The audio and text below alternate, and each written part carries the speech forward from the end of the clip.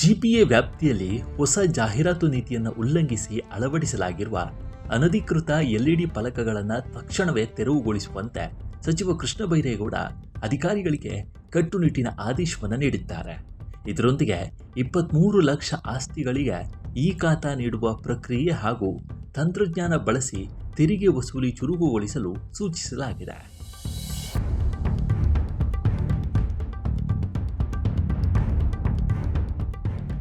ನಗರವನ್ನು ಸ್ವಚ್ಛಗೊಳಿಸಲು ಆಗಸ್ಟ್ ತಿಂಗಳಿನಲ್ಲಿ ಕಸದಿಂದ ಸ್ವಾತಂತ್ರ್ಯ ಅಭಿಯಾನ ಹಮ್ಮಿಕೊಳ್ಳಲಾಗ್ತಾ ಇದ್ದು, ಖಾಲಿ ನಿವೇಶನಗಳ ಸ್ವಚ್ಛತೆಗೆ ಆಗಸ್ಟ್ 15ರ ಗಡುವನ್ನು ನೀಡಲಾಗಿದೆ.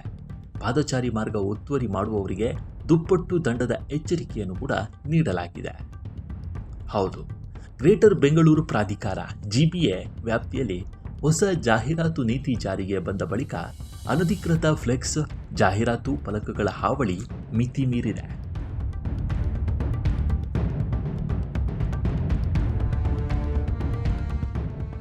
ಇದಕ್ಕೆ ಕಡಿವಾಣ ಹಾಕಲು ಸಚಿವ ಕೃಷ್ಣ ಬೈರೇಗೌಡ ಕಟ್ಟುನಿಟ್ಟಿನ ಸೂಚನೆಗಳನ್ನು ನೀಡಿದ್ದಾರೆ.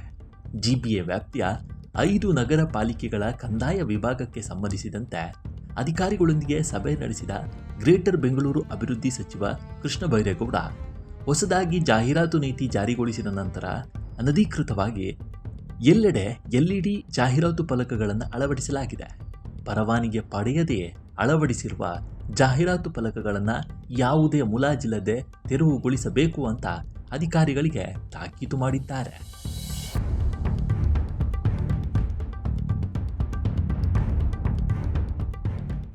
ಪರವಾನಗಿ ಪಡೆದು ಜಾಹೀರಾತು ಫಲಕ ಅಳವಡಿಸುವವರು ಅನುಮೋದಿತ ಉದ್ದೇಶದ ಬದಲು ವಾಣಿಜ್ಯ ಕಾರ್ಯಗಳಿಗೆ ಬಳಸ್ತಾ ಇದ್ರೆ ಅಂಥವರ ವಿರುದ್ಧವೂ ಕ್ರಮ ಜರುಗಿಸಬೇಕು. ಕೆಲವರು ಎಲ್ಲ ಜಾಹೀರಾತುಗಳಲ್ಲಿ ನ್ಯಾಯಾಲಯದ ತಡೆಯಾಜ್ಞೆ ಪ್ರಕರಣ ಸಂಖ್ಯೆ ನಮೂದಿಸಿ ಹಳೆಯ ವ್ಯವಸ್ಥೆ ಮುಂದುವರಿಸಿಕೊಂಡು ಹೋಗ್ತಾ ಇದ್ದಾರೆ ಅಂತ ಅಸಮಾಧಾನ ವ್ಯಕ್ತಪಡಿಸಿದ್ದಾರೆ. ಕಳೆದ 2 ವರ್ಷಗಳಿಂದ ಸ್ವಂತಕ್ಕೆ ಅಂಗಡಿ ಮುಂಗಟ್ಟುಗಳ ಮುಂಭಾಗದಲ್ಲಿ ಜಾಹೀರಾತು ಫಲಕಗಳನ್ನು ಅಳವಡಿಸಿಕೊಂಡಿದ್ದಾರೆ. ಜಾಹೀರಾತು ನೀತಿ ಜಾರಿಯಾದ ಕೂಡಲೇ ದೊಡ್ಡ ಗಾತ್ರದ ಫಲಕಗಳನ್ನು ಹಾಕಿದ್ದಾರೆ. 3 ತಿಂಗಳಿಂದೀಚೆಗೆ ಈ ಫಲಕಗಳ ಸಂಖ್ಯೆ ಜಾಸ್ತಿಯಾಗಿದೆ.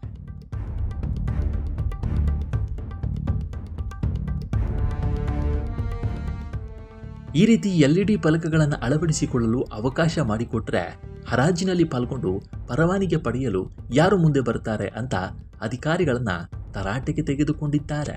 ಜಿಪಿಎ ವ್ಯಾಪ್ತಿಯಲ್ಲಿರುವ 23 ಲಕ್ಷ ಆಸ್ತಿಗಳಿಗೆ ಸರ್ಕಾರದಿಂದಲೇ ಮನೆ ಮನೆಗೆ ಭೇಟಿ ನೀಡಿ ಈ ಖಾತಾ ವಿತರಿಸಲು ಎಲ್ಲ ರೀತಿಯ ಸಿದ್ಧತೆಗಳನ್ನು ಮಾಡಿಕೊಳ್ಬೇಕು ಎಂದು ಸಚಿವ ಕೃಷ್ಣ ಬೈರೇಗೌಡ ಸೂಚನೆಯನ್ನು ನೀಡಿದರು.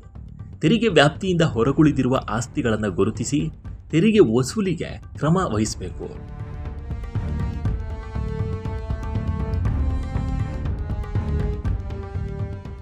ಕಡಿಮೆ ತೆರಿಗೆ ಪಾವತಿಸುತ್ತಿರುವ ಸ್ವತ್ತುಗಳನ್ನು ಪತ್ತೆ ಮಾಡಿ ತೆರಿಗೆ ಪರಿಷ್ಕರಿಸಬೇಕು. ಎಲ್ಲ ಆಸ್ತಿಗಳಿಗೆ ಖಾತಾ ಮಾಡಿಕೊಟ್ಟು ಪರಿಣಾಮಕಾರಿಯಾಗಿ ತೆರಿಗೆ ಸಂಗ್ರಹಿಸಬೇಕು. ಬಿ ಖಾತಾದಿಂದ ಎ ಖಾತಾ ಪರಿವರ್ತನೆ ಪ್ರಕ್ರಿಯೆಗೆ ವೇಗ ನೀಡಬೇಕು. GIS, ಡ್ರೋನ್ ಹಾಗೂ ಇತರೆ ತಂತ್ರಜ್ಞಾನಗಳನ್ನು ಬಳಸಿಕೊಂಡು ಬೆಸ್ಕಾಂ, ಜಲಮಂಡಳಿ ಸೇರಿದಂತೆ ನಾನಾ ಇಲಾಖೆಗಳಿಂದ ಮಾಹಿತಿ ಕ್ರೋಢೀಕರಿಸಿ ತೆರಿಗೆ ಜಾಲದಿಂದ ಹೊರಗಿರುವ ಆಸ್ತಿಗಳನ್ನು ಗುರುತಿಸಿ ವ್ಯಾಪ್ತಿಗೆ ತರಬೇಕು ಅಂತ ಹೇಳಿದ್ದಾರೆ.